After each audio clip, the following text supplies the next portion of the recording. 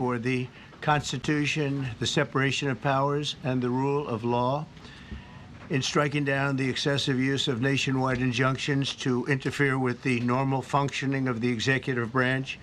The Supreme Court has stopped the presidency itself. That's what they've done. And really, it's been an amazing period of time this last hour. There are people elated all over the country. I've seen such happiness and spirit. Sometimes you don't see that, but this case is very important. I was elected on a historic mandate, but in recent months we've seen a handful of radical left judges effectively try to overrule the rightful powers of the president to stop the American people from getting the policies that they voted for in record numbers. It was a grave threat to democracy, frankly, and instead of merely ruling on the immediate cases before them, these judges have attempted to dictate the law for the entire nation. In practice, this meant that if any one of the nearly 700 federal judges disagreed with the policy of a duly elected president of the United States, he or she could block that policy from going into effect, or at least delay it for many years, tie it up in the court system. This was a colossal abuse of power which never occurred in American history prior to recent decades, and we've been hit with more nationwide injunctions than were issued in the entire 20th century together. Think of it, more than the entire 20th century, me. I'm grateful to the Supreme Court for stepping in and solving this very, very big and complex problem, and they've made it very simple. I want to thank Justice Barrett, who wrote the opinion brilliantly, as well as Chief Justice Roberts, and Justices Alito, Gorsuch, Kavanaugh, and Thomas. Great people. Thanks for this decision, and thanks to this decision, we can now promptly file to proceed with numerous policies that have been wrongly enjoined on a nationwide basis. And some of the cases we're talking about would be ending birthright citizenship, which now comes to the fore. That was meant for the babies of slaves. It wasn't meant for people trying to scam the system and come into the country on a vacation. This was, in fact, it was the same date, the exact same date, the end of the Civil War. It was meant for the babies of slaves, and it's so clean and so obvious. But this lets us go there and finally win that case, because hundreds of thousands of people are pouring into our country under birthright citizenship, and it wasn't meant for that reason. It was meant for the babies of slaves. So thanks to this decision, we can now promptly file to proceed with these numerous policies, and those that have been wrongly enjoined on a nationwide basis, including birthright citizenship, ending sanctuary city funding, suspending refugee resettlement, freezing unnecessary funding, stopping federal taxpayers from paying for transgender surgeries, and numerous other priorities of the American people. We have so many of them. I have a whole list. I'm not going to bore you, and I'm going to have Pam get up and say a few words, but there's really, she could talk as long as she wants, because this is a very important decision. This is a decision that covers a tremendous amount of territory. But I want to just thank again the Supreme Court for this ruling. It's a giant. It's a giant. And they should be very proud, and our country should be very proud of the Supreme Court today. And with that, I'd like you to listen to the words of Pam Bondi. She's an incredible Attorney General. We're very proud of her. And as you know, Todd Blanche is with us, and we have so many others that worked on this case and other cases. And I think they're doing a great job. Pam, please say a few words. Thank you, President Trump. Thank you for fighting for all Americans. Americans are finally getting what they voted for. No longer will we have rogue judges striking down President Trump's policies across the entire nation. No longer. Today, in the 6-3 opinion, Justice Barrett correctly holds that the district court lacks authority to enter nationwide or universal injunctions. These lawless injunctions gave relief to everyone in the world instead of the parties before the court. As the Supreme Court held today, they turned district courts into the imperial judiciary. Active liberal justices Judges have used these injunctions to block virtually all of President Trump's policies. To put this in perspective, there are 94 federal judicial districts. 5 of those districts throughout this country held 35 of the nationwide injunctions. Think about that, 94 districts. And 35 out of the 40 opinions with nationwide injunctions came from 5 liberal districts in this country. No longer. No longer. These injunctions have blocked our policies from tariffs to military readiness to immigration to foreign affairs, fraud, abuse, and many other issues. The judges have tried to seize the executive branch's power, and they cannot do that. No longer. No longer. And on immigration, on a side note, today marks 2,711 arrests on these terrorists and these gangs. Total arrest today with HS investigations. And thank you, Stephen Miller. Thank you to Homeland Security. Thank you to everyone working hand in hand with the FBI on all of these transnational gangs. TDA has been a huge terror to our country, as well as MS-13, as well as Sinaloa cartels. No longer. No longer. These injunctions have allowed district court judges to be emperors. They vetoed all of President Trump's power, and they cannot do that. This has been a bipartisan problem that has lasted 5 presidential terms, 5 different presidents, and it has ended today. We will continue to fight for President Trump's policies. I want to thank the Office of White House Counsel, Dave Warrington. You and your staff have been incredible. Our Solicitor General's office, John Sowers, Sarah Harris, and Todd Blanche and Emil Bovey. Todd's going to say a few words because we've had another major ruling today on transgender books and some other great wins that we've had. But no longer will they have this power in our country. It is the president's authority under his executive branch to do everything to fight for the American people, and he will continue to do that. That's why he was overwhelmingly elected. Thank you. Thank you. Today's a great day for the rule of law. It's a great day for the Justice Department, and it's one that's been a long time coming, and one that every American should have been waiting for with bated breath. And so I echo what the President said and Attorney General Bondi, that the Supreme Court did a great thing today, not only for this administration, but for every American in this country. If not for the injunctions case, we would be here talking about another great decision that came down today, the trans books case, which restores parents' rights to decide their child's education. Seems like a basic idea, but it took the Supreme Court to set the record straight, and we thank them for that. And now that ruling allows parents to opt out of dangerous trans ideology and make the decisions for their children that they believe is correct. And so we thank the Supreme Court for that. There's been multiple decisions over the past several weeks that just show why this nationwide injunction ban had to happen. For example, what I mean by that is local district court judges issuing decisions that are clearly contrary to law just because they don't like the policy of President Trump. And when it gets to the Supreme Court has to correct it. But that takes time. The Attorney General thanked our lawyers, and I'll do it again. Our lawyers are working 24 hours a day, 7 days a week to fight these injunctions and to emergency appeals, emergency stays, going back to the district court judge, asking them to change their view. And so their hard work is really paying off today, but over the past few weeks. We had a stay of an order that prevented DHS from moving aliens to a third country.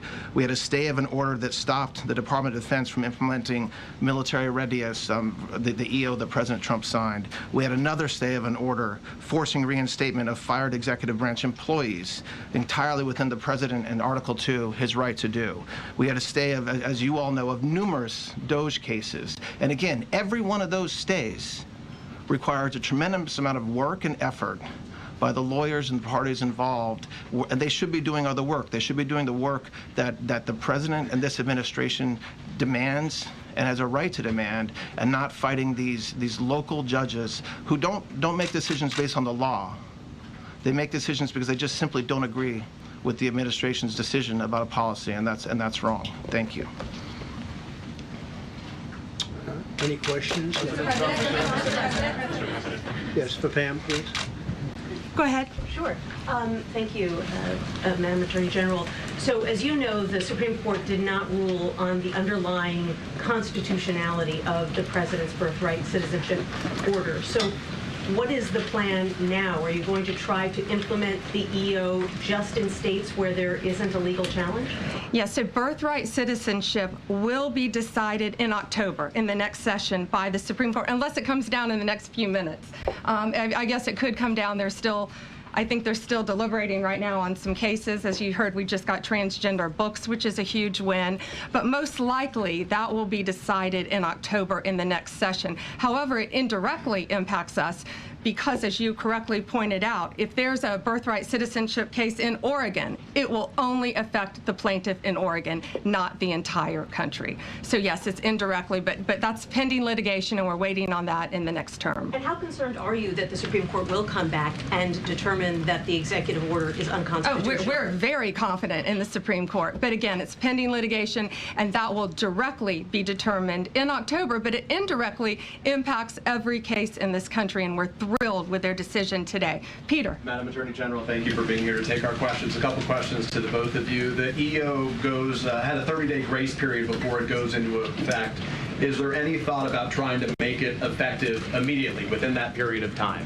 We're going to follow the law. We're going to make those decisions, and we're going to do what's right in the bounds of the law. And then the DOJ didn't ask the justices to rule on the merits of the birthright citizenship ban. Just for explanation purposes, why? Sure, because that's going to come down in October in the separate. This was huge because it's indirectly impacted today. As I said, it's case by case.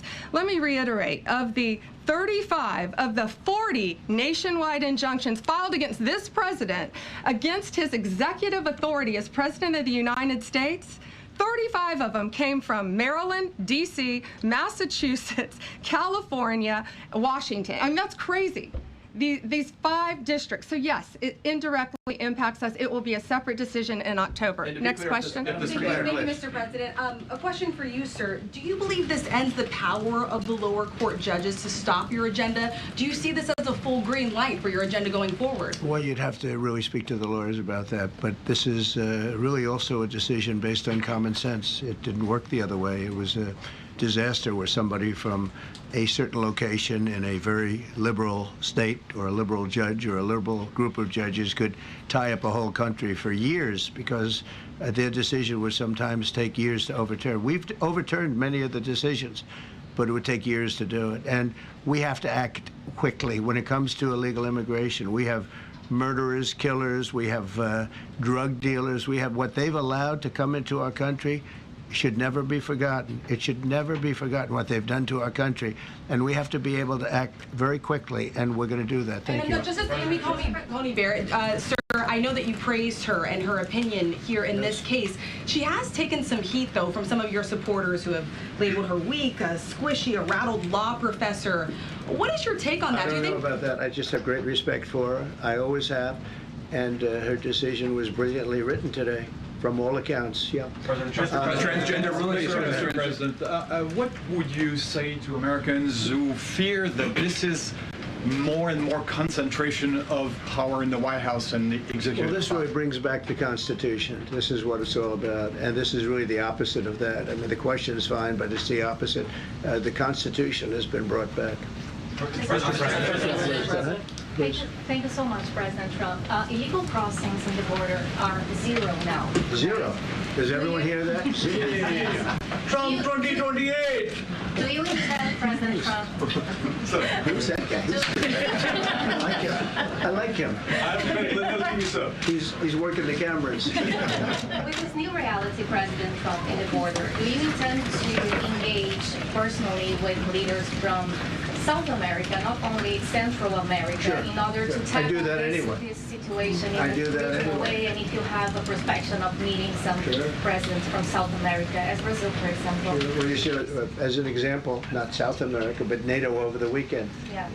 They have great respect for our country now. They did things that nobody thought was possible. They took funding from 2% to 5%. Nobody thought they'd ever pay the 2%, and now they're paying the 5%. It's over $1 trillion more a year. Think of that, $1 trillion. Nobody thought that could happen. That's a different group of people, different countries. But we get along with a lot of countries. We are respected again. Our country, the U.S., is respected again. Was not respected 6 months ago. I can tell you. Can we ask about the big beautiful bill? Yeah, go ahead, please. Yeah, Mr. President, you have a deadline coming up on trade in 2 weeks. Which countries, if On what? any, on trade, on tariffs, Yeah. sir? Which countries, if any, are close to agreements with the administration? Well, that's an interesting question. We've made a deal with China. We've made a deal with probably 4 or 5 different countries. With the UK, it was a great deal for both. And we're in the process of making some others. But ultimately, in fact, Scott is here. And Howard Lutnick, these 2 guys have been doing an incredible job. And the people that work with them have been doing an incredible job. But, you know, we have 200 countries. You could say 200 countries plus. We can't do that. So at a certain point over the next week and a half or so, or maybe before, we're going to send out a letter. We talked to many of the countries, and we're just going to tell them what they have to pay to do business in the United States. And it's going to go very quickly. But some of the bigger countries, so India, I think we're going to reach a deal where we have the right to go in and trade. Right now, it's restricted. You can't walk in there. You can't even think about it. We're looking to get a full trade barrier dropping, which is unthinkable. And I'm not sure that that's going to happen, but as of this moment, we've agreed to that, go into Indian trade. We're going to be trading in China. That's going to come a little bit down the road, but we're going to be trading in China. We have a lot of great things going, and we're getting along with countries, but some will be disappointed because they're going to have to pay tariffs. And we've taken in already hundreds of billions of dollars in tariffs. No inflation. The only problem we have is we have a Fed guy that doesn't understand what's happening, and it would be great if he'd lower the rate because we'd be able to borrow a lot cheaper. Yeah, go ahead, please. A question. Why don't we keep it on this subject? This is such a big subject. You know what? Trade is so big, but this, I don't know, in a certain way, this might be bigger than trade. I think this is bigger than trade. Yes, please, go ahead. I was wondering, though, if you could... Go ahead. Sir, on the transgender ruling, the Supreme Court ruling that parents with religious objections can pull their kids out of public school lessons that use LGBTQ materials. Pam brought it up. Your reaction to that ruling today, sir? I think the ruling was a great ruling, and I think it's a great ruling for parents. It's really a ruling for parents. They lost control of the schools. They lost control of their child. And this is a tremendous victory for parents. And I'm not surprised by it, but I am surprised that it went this far. It took us to bring life back to normal. So it's wonderful. It's parental. And I kept saying, we will give you back your parental rights. They were taken away, and this is a tremendous victory for parents. Yeah. Mr. President, if you look at the back at the last week, it's been extraordinary in terms of the action in the Middle East. You were at The Hague. I'm wondering hell now, of a week, hasn't it? I'm wondering now if you believe that Iran. I'm wondering now, sir, if you believe that Iran has given up its long history of ambitions with nuclear weapons, or what you would like to see from them to prove that they do, and what type of meetings is your administration looking for next week with Iran? So Iran wants to meet. As you know, their sites were obliterated. They're very evil nuclear sites. They were, now has been proven. We had some fake news for a little while. The same people that covered the Hunter Biden laptop was from Russia. The same people that did 3 or 4 other Russia hoax. But on their ambition. No, wait, just listen. They came up with something that delayed the credit that our great pilots and these great what talent that was, and they hit it right down in the spot. 52,000 feet. Think of this dark, no moon, you couldn't see a thing, and they hit the refrigerator door, as they say. That's the size of a target, and overwhelmingly, and it's amazing what was done. We're the only ones that could have done it, and we took out the 2 of the other sites also. In addition to that, we finished them off. That was a very evil intention. I believe that, and again, time will tell, but I don't believe that they're going to go back into nuclear anytime soon. They spent over $1 trillion on nuclear, and they never got it together. And nothing was moved from the site, by the way. To do that is very dangerous. It's very, very heavy material. Those cars were most likely the cars of masons because they were pouring concrete at the top, at the hatch, as you know, the hatch going into the nuclear site. They wanted to reinforce it, and they had some masons there pouring concrete. By the way, that concrete was obliterated. It hit exactly at the concrete. It was, I don't think it had a chance to dry. but everything's down there. It's under millions of tons of rock. Please. Yes. Your administration has said that El Salvador is one of the safest countries in the hemisphere. So why haven't you yet canceled temporary protective status for that country? Was it part of the deal? Well, we'll take a look. President? We've had a great relationship with El Salvador. They have a fantastic leader. They built a massive prison system. And I don't know exactly why, but it's a hell of a system. And we bring people there, and when they go there, they don't get out. And frankly, when they hear they have to go there, they become very nice people. They become very nice people. It's a tough system, but it's a brilliant system, and it's a system done by a very, very good leader. We'll talk about El Salvador. A lot of respect. Yeah, please. Thank you. A question for you, and then a question for the Attorney General. As you go into negotiations and talks with Iran, are you demanding not only that there would be no uranium production inside of Iran, but also that Iran would turn over all existing stockpiles of uranium? Well, you know, we're a little early for that, but something like that, yeah, we'll do something like that.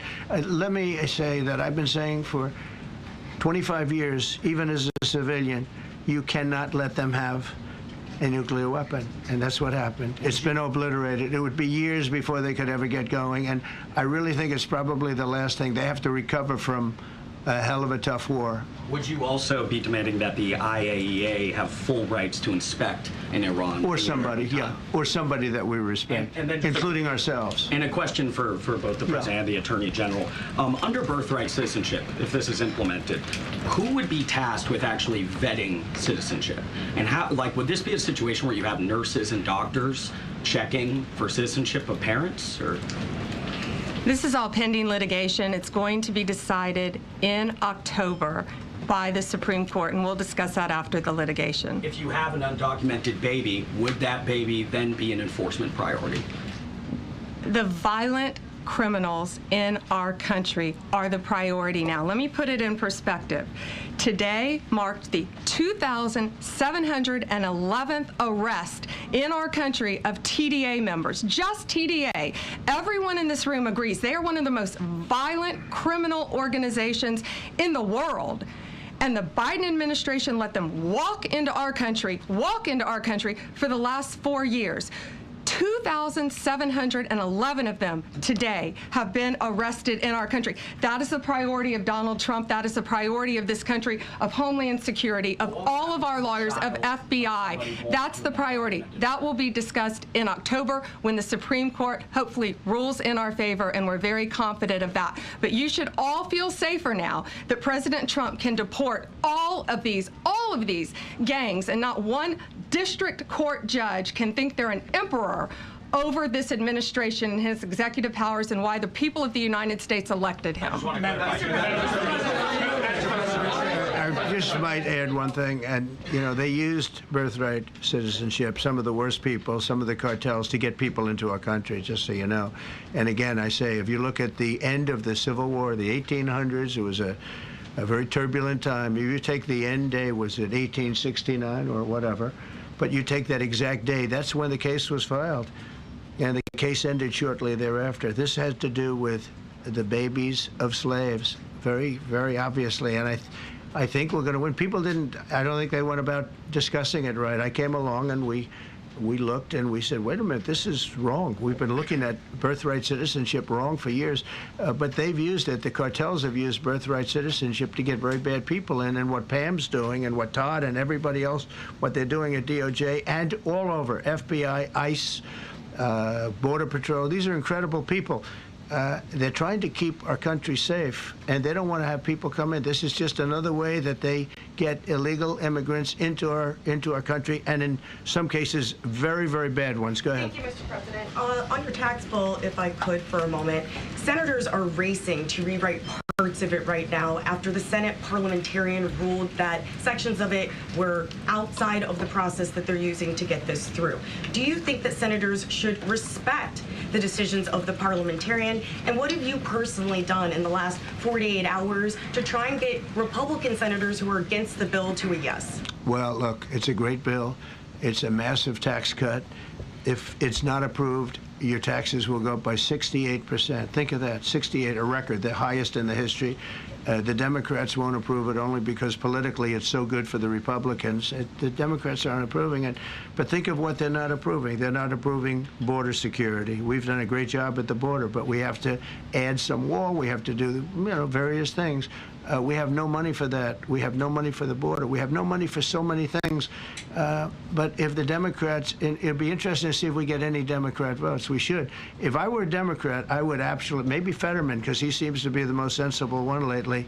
If I were a Democrat, I would vote for this bill all day long because it's tax cuts and so many other things that are common sense. They're basic things.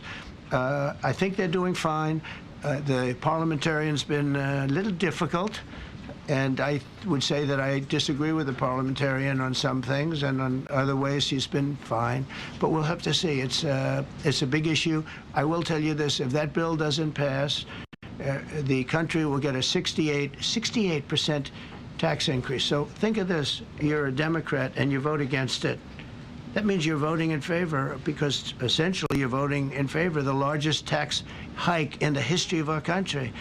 And you can't do that. In addition, we're cutting costs by $1.7 trillion, and it won't affect anybody. It's just fraud, waste, and abuse. Mr. President, a leading global economist just did a 180 and says your tariff plan, you may have outsmarted everybody with it. What is your message? I love this. I love this question. This is the favorite. This is the best question I've ever been asked, because I've been going through abuse for years on this. Because, as you know, we're taking in hundreds of billions of dollars, no inflation whatsoever. But, Mr. President, what is your message to critics who think your tariff plan will cause a recession? I think they should go back to business school. It's so obvious. It's so obvious. I mean, we're taking in billions and billions of dollars from China and a lot of other countries. We took in, I had a call from somebody in the House and a high official. Sir, we have a problem. We don't know what to do. The books are a mess. I said, what do you mean by the books? The books, the money coming in. It's so terrible. I figured, oh boy, what's this? I don't like this question. I said, so what seems? There's so much money coming in, and there must be some kind of an accounting mistake, because we have hundreds of billions of dollars more money than we thought. I said, do me a favor, go check call me back. You have to call me back. Check the tariff column. He calls me back 2 hours later, says, you're right. We took in $88 billion in tariffs. They have so much money coming in. But more important than the money coming in, we have companies coming in, factories coming in, auto plants being built. AI is being built here instead of being built all over Europe and Asia. We have all of it. We have over $15 trillion, just about, Scott. I think we're right about that number. We went to Saudi Arabia. We went to Qatar, we went to UAE, very smart people, very smart leaders, great leaders, and we took in $5.1 trillion just there without the tariffs. I mean, they also liked a thing called November 5th, November 6th, and November 7th. That was a very good little period of time. It's called the presidential election. You know, you used to have one-day election, now you have it go over it, but even if you just took that little period, because it was pretty obvious it was going to be a landslide, and they like that, but they love the tariffs. I had Texas Instruments come in the other day, big company, and he said, we're putting in $60 billion into new plants and new equipment, new everything. Sir, you're going to keep the tariffs, aren't you? Because if I ever took the tariffs off, and we are going to absolutely keep it. And they're worried that somebody that, like this communist from New York, someday gets elected. I can't believe that's happening. That's a terrible thing for our country, by the way. He's a communist. We're going to go to a communistic state. That's so bad for New York. But the rest of the country is revolting against it. But if somebody got elected, they're afraid that if this was taken off, well, we're going to guarantee it's never going to be taken off. And again, we're taking in think of this, hundreds of billions of dollars. And they were all confused because they've never seen this before. You know, it's always the other way. We don't have enough money. So much money is coming in at levels that nobody's ever seen. But most importantly, we have factories being built, car plants being built, companies moving to our country like never before. If you look at $15 trillion, and that's only in a few months. You know, I haven't been here that long. presidents like the last one was a disaster. He's the worst president in the history of our country, by the way. What he did on our border can never, ever be forgotten. To me, that's the worst of all the things. And he's done some terrible things, grossly incompetent. Nobody knew it was him, because I don't think it was him. I think it was whoever was controlling the auto pen. But our country is doing great. And those leaders and other leaders, I just left, as you know, a large group of the most highly respected people. And that includes big countries. When you look at Germany and France and Spain, although Spain didn't come through, but they will. By the way, guaranteed they will. That was the only country that sort of tried to hold back on putting up the money. But just so you know, they said, it's unbelievable what's happened to the USA. You were a dead country. We didn't respect the country, the leader. You were dead as a doornail. One said to me, you went from being a dead country, you are right now the hottest country anywhere in the world. The whole world is talking about the USA, and everybody wants a part of it, and they're pouring into our country, and you're going to see those numbers. Thank you for that question.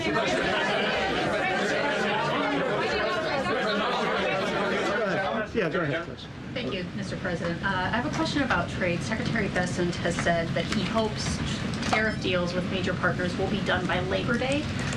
So if some deals are not done by your July 9th deadline, will some countries' tariffs go back up, or will they stay where they are now? Well, there's some countries that are used to ripping us off, to be honest with you. And I don't want to name them, but you sort of can name them. And they're so used to just, taking it billions and billions of, look, we had a trade deficit of more than $1 trillion. Think of a trade deficit. That's because nobody cared. We cared a lot when, I took in hundreds of billions of dollars in tariff. We had the greatest economy in history up until now. I think we're going to blow it away. But during my time, and especially prior to COVID, we had the greatest economy in the history of our country. I think we're going to blow it away now based on the kind of numbers that we're seeing. But some countries are very angry because they've been ripping us off for years. They've been making billions and billions of dollars. There was nobody to negotiate with. They could do whatever they want. They charged us tariffs, by the way, at numbers that we've never seen before. And we ended up losing much more than $1 trillion a year. $1 trillion a year on trade. And now they're being met with a force that's far greater than them, and they don't like it. So they're upset because instead of making, $5 billion, they're going to break even. Or they'll make a little bit. I want to be nice. They'll make a little bit. Or we'll make a little bit. It's a big difference. Yeah, please go.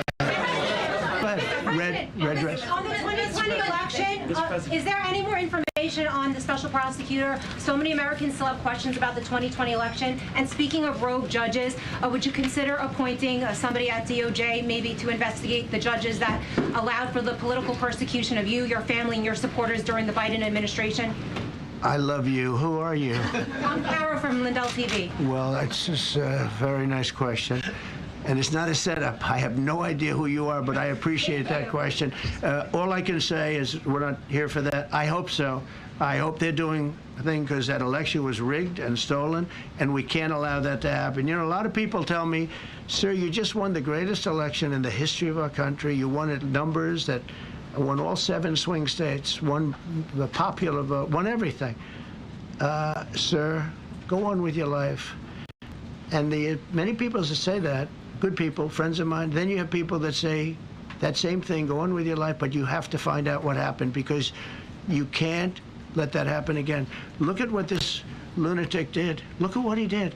He opened our borders to people that were murderers, 11,888 to be exact, murderers, and we've captured many of those murderers, and we're bringing them back, or some of them are so dangerous that we don't even want to bring them back. We're afraid they're going to try and come back in. But he allowed people to come into this country, people from mental institutions, insane asylums, that's a mental institution on steroids, people from mental institutions, gang members, drug dealers, people, jails being emptied out into our country. Venezuela emptied out almost its entire prison population into our country. But I don't want to blame them. Many countries have done that. The Congo, we have a great press conference coming up later, and it's the Congo and Rwanda. They were fighting for years and it was machetes, it was vicious, it was as vicious, people's heads being chopped off. And I have a man who's very good in that part of the world, very smart, and put them together, and we're signing a peace treaty today. First time in many years they're going to have peace, and it's a big deal. You know, we talk about Russia, and we're working that one. President Putin called up, and he said, I'd love to help you with Iran. I said, do me a favor. I'll handle Iran. Help me with Russia. We got to get that one settled. And I think something's going to happen there. But we did some great work. India and Pakistan. That was going to be maybe nuclear. We did that. We did a lot of work. I don't know if there's ever been a president that's done much more. Serbia, Kosovo was going to go at it. Going to be a big war. I said, you go at it. There's no trade with the United States. They said, well, maybe we won't go at it. That's what happened with India and Pakistan. I was negotiating with both of them, and I said to Scott, I said to Howard, cancel all deals with India and Pakistan. They're not trading with us because they're in a war. They called back, what do? I said, look, you want to have trade with the United States, it's great. But you want to go and start using nuclear weapons on each other? We're not going to allow that. And they both agreed. Both have great leaders. They both agreed not to do it. So we did a lot, but I appreciate that question.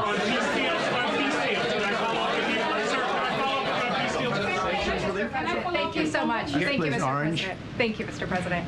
I was just speaking with Senator Ron Johnson on the One Big Beautiful Bill, and he says he really wants to get to yes for you and get this accomplished. He does. He's a good man. But he also said that he needs more time, and he is not certain that the July 4th deadline is possible. Well, then he's not such a good man. Because there's too much work to do. He's a good man. Ron Johnson's doing a good job. He's very committed. Every Republican senator is committed. And, you know, you could have a couple of grandstanders, in all fairness. You could have somebody else. And it's very dangerous because our country would go from being the most successful country in the world to who knows what happens with a 68%. Think of it, 68% tax increase.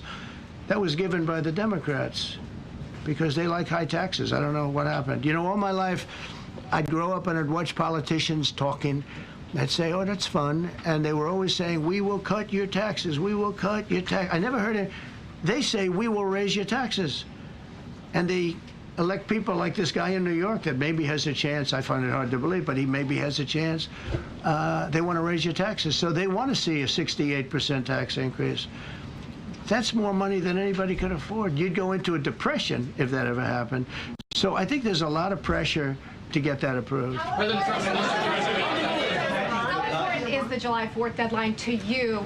If it's important. It's not the end all. It can go longer, but we'd like to get it done by that time, if possible. And look, we have a lot of very committed people, and they feel very strongly about a subjects that you're not even thinking about that are important to Republicans. The problem we have is that it's a great bill.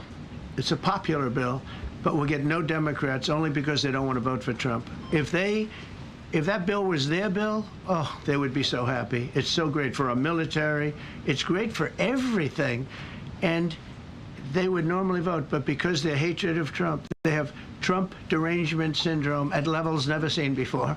And instead of voting for a tax cut, they're voting for a tax increase of 68%. They're voting to destroy Social Security, destroy Medicare, and destroy Medicaid.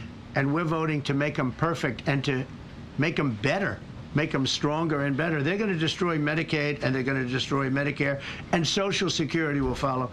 If you vote for the Democrats, you're dead on those three things. Thank you, Mr. President. On a related subject, many Democrats have said that they are not going to support crypto bills in Congress only because of you and your family's personal crypto ventures. And these votes are in some cases needed to pass. Are you open to the idea of pulling away from your personal crypto ventures just for the next few years if that helps get these crypto bills passed in the next few months? Well, it's a very funny thing, crypto. So I became a fan of crypto, and to me it's an industry. I view it as an industry, and I'm president. And if we didn't have it, China would, or somebody else would, but most likely China. China would love to. And we've dominated that industry. It's a big industry, by the way. In fact, when the stock market went down recently, crypto and Bitcoin and all of that went down much less than anybody else as a group. And we've created a very powerful industry, and that's much more important than anything that we invest in. We invest in it, but really that was an industry that wasn't doing particularly well. I got involved with it a couple of years ago, and before the second term. I got involved before I decided to run. I only decided to run because I saw what was happening, and Biden was incompetent, and the administration was crooked and incompetent, and I was in Bitcoin then, not knowing if I was going to do it a third time. So it's become amazing. I mean, it's the jobs that it produces, and I notice more and more you pay in Bitcoin. I mean, people are saying it takes a lot of pressure off the dollar, and it's a great thing for our country. So I don't care about investing. You know, I have I have kids, and they invest in different things. They do believe in it. But I'm president, and what I did do there is build an industry that's very important. And you know, if we didn't have it, China would. Okay. Sir, Mr. President. Go ahead. With the glasses, gentlemen. Go ahead, please. Go ahead. Thank you, Mr. President. So, are you going to cut funds in the sanctuary states, like, for instance, California? They keep supporting illegal immigration, and then these people work under Yeah, we're giving them a hard time. And also, a foreign policy question. I mean, they don't have a governor in California. They have a man that wants to give away everything to people that nobody's seen before. If we didn't go into Los Angeles with the military, which did a fantastic job, but if we didn't go into Los Angeles bringing in the National Guard, I would have brought the military if it was necessary, because you have to. We have the right to. That was another thing upheld by the Supreme Court. But if we didn't go in with the National Guard and be strong and tough, you wouldn't maybe have Los Angeles. It would be like the rest of California, the rest of Los Angeles. They lost 25,000 houses in a fire. They should have lost none. You know, I sent the water down. I had to break into their water supply because they just refused to do it. They're crazy. There's something wrong with them. They have plenty of water. They don't have droughts or anything. They have plenty. We let it come down from the Pacific Northwest. They routed all the water out into the Pacific Ocean for environmental reasons, okay? And now you have 25,000 houses, none of which would have burned down if you had the water. They didn't have water. They didn't have water for the fire pumps. They didn't have water in the sprinkler systems that people put in. So the answer is we're going to work with governors. We're going to work with radical left Democrats and Democrats. And we're going to make it good for everybody. We'll have to stop the crime in those, in the case of the cities, I think I can say just about all cities with heavy crime are run by Democrats. Yeah. Go ahead. 11 lives. Yeah, with the glasses. I'm with you. Go ahead, yes. Yeah, no, the man behind you, yeah, please. President Trump, Anthony Mashak from Amphibia, Lebanon. I want to ask you regarding the threats posed by Iran's allies and proxies operating in the U.S. They were threatening your life. So what do you say about that? And regarding the Lebanon, because Hezbollah is as well part of Iran's allies, is there any time frame in Lebanon regarding disarming Hezbollah in Lebanon? Yeah, Lebanon is a great place with brilliant people. You know, it was known for the professors and doctors and had an incredible history, and hopefully we can bring it back again. I just appointed a friend of mine who's Lebanese, and I didn't know he was Lebanese. I've known him for 20 years, very, very successful man. And I just appointed him. And I said, why would you want that? He says, because I was born there, I was raised there, I love it. I love it so much. I said, you know, it's very dangerous going to Lebanon as ambassador. And he said, that's what they say, but I don't care about danger. I mean, this is a guy that is just a very big business guy. He wants to give up his whole life to go to Lebanon because he believes in it so much. We're with Lebanon all the way. We'll try and straighten it out. Threatening your life as well, so what action? Threaten my life? Yeah, they have threatened. I get that throbbing feeling every once in a while. Get that throbbing feeling, but you know what? That's okay. This is a dangerous business. What I do is a dangerous business. You know, I tell the story of the car companies and different people in different professions. You have race car drivers, as an example. 1/10 of 1% die. Bull riders, 1/10 of 1%. That's not a lot, but it's people die. When you're president, it's about 5%. If somebody would have told me that, maybe I wouldn't have run. Okay? This is a very dangerous profession. Yeah, please. By the way, so many questions. Should we keep this going, Pam? This is the opposite. opposite of Biden. Biden would take a half a question and he'd leave without answering it. Go ahead. On Iran. You tell me when it gets boring, okay? If Iran. Are you from Iran? No, I'm not from Iran. I'm from the UK. But if the intelligence reports conclude that Iran can enrich uranium to a level that concerns you, would you consider bombing the country again? Without question, absolutely. And have you had any conversations? Turned out to be unbelievable. But, you know, our incredible flyers and I call them the shots. These guys are unbelievable. Think from 52,000 feet, they hit the equivalent of a refrigerator door. They actually hit it right in the center, so it's much smaller than that. And just bomb after bomb going deeper, deeper, blowing up. Incredible, incredible thing. I don't know if you heard the general. He was very impressive. Raisin Cane. You know, he's the one that beat ISIS for me. And he did it in a matter of weeks. And I was told it was going to take 4 or 5 years. And when I got this job, I always said, if I get this job, I'm going to put that guy as the head of the Joint Chiefs of Staff. And Dan Kane, and he, when I heard his name was Raisin, his nickname is Raisin Kane. I said, you got to be kidding. So I liked him right from the beginning, but he knocked out ISIS in a time that nobody ever thought possible. And when this attack was completed and so successful, I said, now I know how you knocked out ISIS so quickly. But we have the best people, we have the best equipment in the world. You know, I rebuilt the military during my 4 years, during my other term. We have the best equipment in the world. The problem is we gave away, you know, a lot of it, but small, relatively speaking. We gave a lot of it away to Afghanistan. Shouldn't have happened. That just shows how incompetent they were. They gave all that equipment away, billions and billions of dollars worth. Shouldn't have happened, but that was small compared to what we have. Now we have a great military with great people. Okay. Mr. President, congratulations. A couple of very different questions. One is Rwanda, 1994. As you grew up in New York, we all knew how horrific those attacks were. Congratulations on that treaty. There are talks that perhaps... That's going to take place today at 3 o'clock in the Oval Office. We're going to have a signing with Rwanda and the Congo. I have a follow-up. So I'm a little out of my league in that one because I didn't know too much about it. I knew one thing. They were going at it for many years, and with machetes. It is one of the worst wars that anyone's ever seen. And I just happened to have somebody that was able to get it settled. I mean, just a brilliant person who is very comfortable in that part of the world. It's a very dangerous part of the world. I said, are you uncomfortable there? People are being killed. School children are being raided and killed. And I don't even want to say how, but as viciously as I've ever heard. Are you uncomfortable? No, that's the part of the world that I know. Very comfortable. Was able to get them together and sell it. And not only that, we're getting for the United States a lot of the mineral rights from the Congo as part of it. They're so honored to be here. They never thought they'd be coming to, look, this is a very tough part of the world. They never thought, they were just telling me, they never thought they'd ever be coming to the White House, and they're so honored. And so we're going to give them a great big reception. But that's after many years of fighting. It's a great thing. That's at 3 o'clock, I believe. Sir, are you concerned at all about secret nuclear sites in Iran?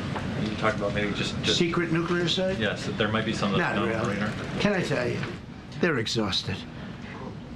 And Israel's exhausted too. And I dealt with both of them. And they both wanted it settled, both of them. And we did a great job, but they're exhausted. The last thing they're thinking about right now is nuclear.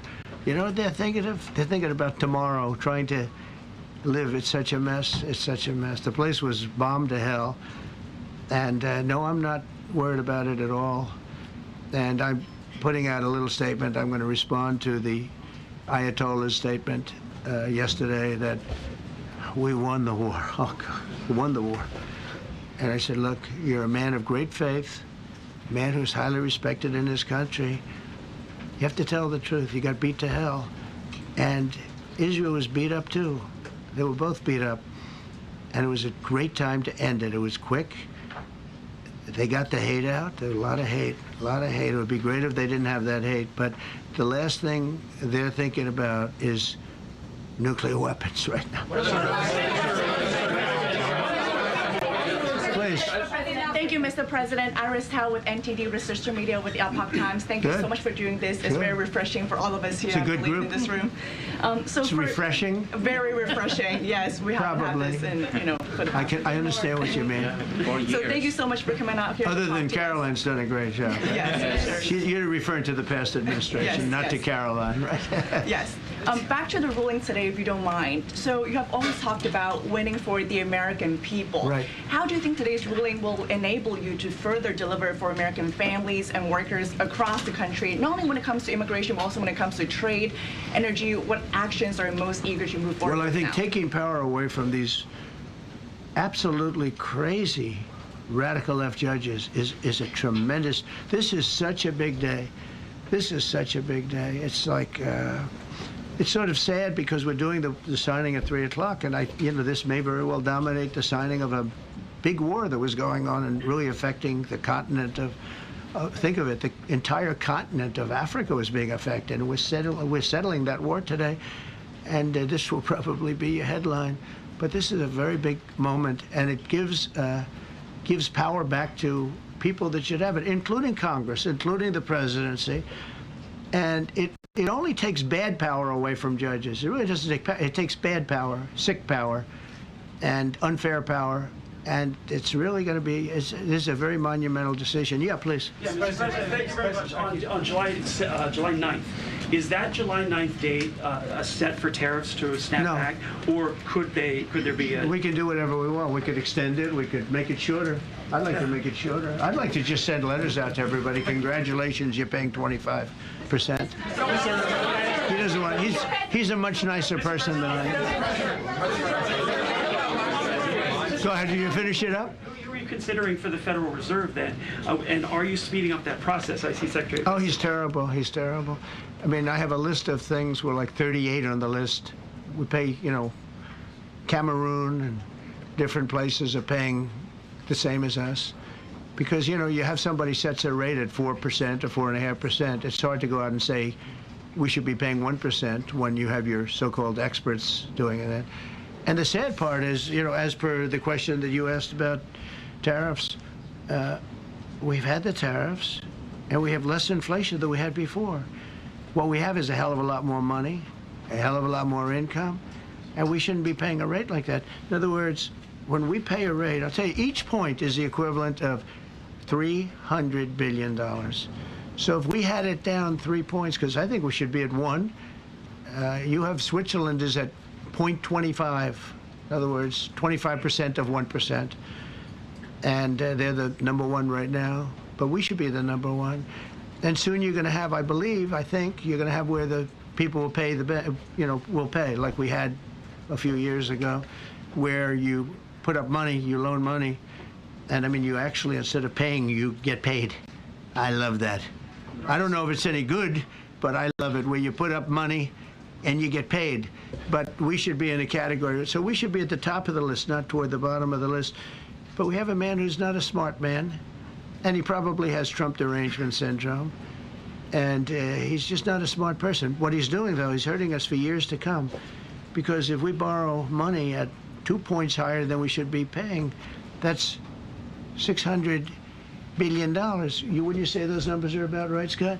So it's 2 points would be about 600, actually more than that, but about $600 billion, all because the guy doesn't want to lower the rates.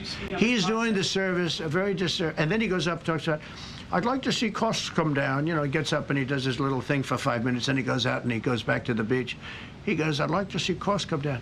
Well, he could lower the interest cost by $900 billion a year. All he has to do is lower rates. And everybody's saying, I was watching some of the business shows today, and they're saying, Trump's right. He should really be cutting. The country's doing well. We have no inflation. Now, despite him, we're doing great. But if we got the rates down, we would be a rocket ship. So I think that'll be it. And I just want to thank everybody. This is a really big day. We've had a big week. We've had a big week. We've had a lot of victories this week. NATO was a tremendous victory. The war was a tremendous. Look, we were talking about this for 30 years, about Iran being nuclear. And all I said is it will not be nuclear, and it's not going to be nuclear. And You know, I want to give credit to a lot of people, and most importantly to our great military. Boy, they put out that fire. Once that happened, once those bombs got dropped, that war was over. That war was over. But I just want to compliment them. Incredible. The general and all of his generals. Pete Hegseth was great. They all. And now I want to compliment Pam. A lot of genius went into this. You know, people, if you don't say it exactly right, if the Supreme Court doesn't get it because it's incorrectly spoken about, and that happens. A lot of cases are lost because they don't say the right words. But I want to correct. She's going to go down as a great attorney general. I may change my mind about that. I don't know. Maybe someday I'll have call and say I was only kidding. She's going to go down as a great attorney general. This was a tremendous win, and we've had tremendous wins, but this was a tremendous win today. So I just want to congratulate you and Todd and your whole staff. Very brilliant people, and we can't forget John Sauer. That's right. Who is with. There's a medical emergency within his family, so he's taking care of that, and we said absolutely. So I just want to thank everybody very much. Thank you. Jeff Bezos on his wedding weekend. Sir. Thank you, Mr. President. Thank you, sir. Thank you, sir.